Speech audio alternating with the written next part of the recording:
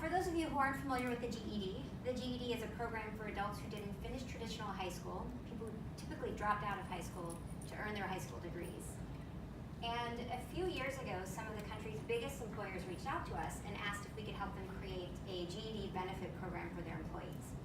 These are businesses that employ frontline workers, so people in retail, hospitality, people in restaurants. And these businesses were looking for ways to grow their employee base, so retain them, grow them through like maybe cashier to shift supervisor, maybe to department manager, things like that. And they learned that most of their employees, not surprisingly, had aspired to more in life, and they saw education as the path to upward mobility, just as you mentioned. So they wanted to create this program, and we thought it was an amazing idea. We thought it was a clear win for the employers, a win for the employees to get their degrees, and then it completely aligned to the mission for us at the GED testing service that we've always seen the GED as a lever for economic growth. So we created this program, we launched it, thousands of people signed up, and every person who signed up shared how deeply they wanted to earn their high school degree. It was a rite of passage. It was something they had missed. And in this process, every employee got individualized coaching. They got customized study plans, a fully guided path, and it was all free. So we had thousands and thousands and thousands of people sign up. Very few persisted, and by the end of our first year, we only had a few hundred graduates. We were stunned. We could not understand why people weren't making progress. People really wanted to earn their GEDs. We had a program that gave them everything they needed, and it was free. So we did what corporate people do all over the world. We did conference room analysis. We had a bunch of executives get into a conference room, and we speculated why it wasn't working. We sliced and diced the data. We tried different tools. We tried like switching things around. We even tried incentives, $300 of incentives if you earn your GED. And still, nothing moved the needle. So that takes us to our first theme. Providing access alone wasn't enough. So we decided to carry out some user research to figure out what was really going on. We used human-centered design methods, and we held individual interviews with GED students all over the country.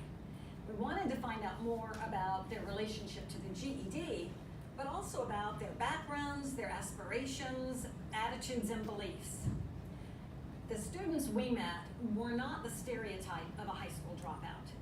They were hardworking and family-oriented and capable, and they really wanted to earn their GED credential. That was strong and consistent.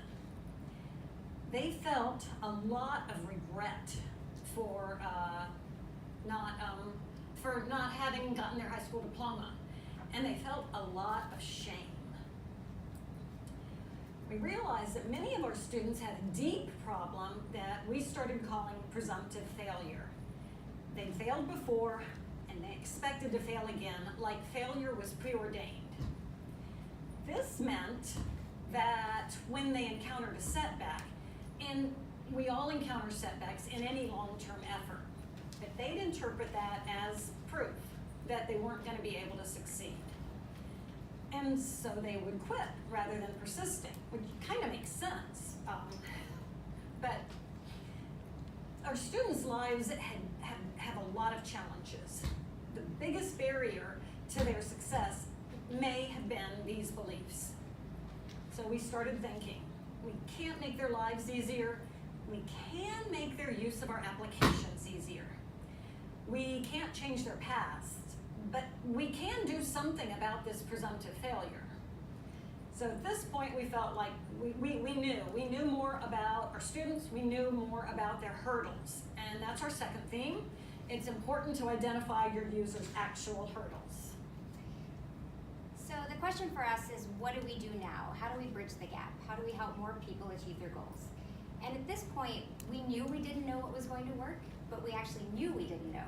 So we decided to take a lot of the learnings from the behavioral sciences and then use rapid experimentation and lean innovation techniques to really learn our way into what was going to work for our students.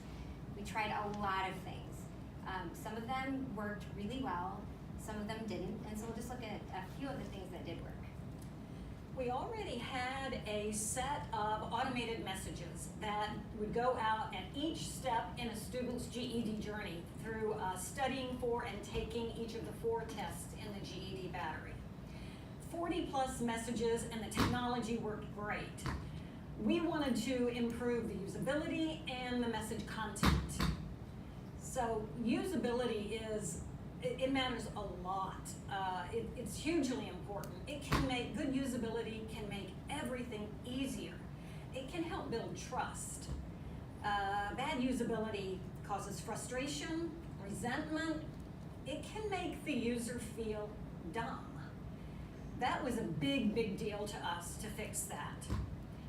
In terms of the messages, the existing messages were pretty mechanical. That students aren't machines, so we modified, went with a warmer tone. We also we worked on adding growth mindset messages for the presumptive failure, and we added a variety of behavioral messages. Identity, framing, normalizing setbacks. The GED journey can be long and it can feel arduous and intimidating. So with these changes, we made each step on the journey a little easier. We also wanted to try the idea of loss aversion. Because it's a free program, we weren't really sure how to invoke that heuristic, so we decided to combine two concepts together. We took the concept of loss aversion and the concept of identity. And so many of our students self-identified as dropouts before being in this program, and when they came into this program, they were now students. And that potential of losing that student identity was something that was really meaningful and kept many students in the program. And we wanted to add more social support. The online advisors already worked hard at this, that was great. We designed some new approaches to also encourage the students to interact more with each other. And through that, they not only got social support, but also the social proof. People like me can succeed. So there wasn't any single silver bullet. It was a lot of things in combination that moved the needle. Overall, we have already tripled our metrics. We are about to hit 3,000 graduates. So we've had, that takes us to our third theme, that using research, understanding your users, and using experimentation can really move the needle and can change lives.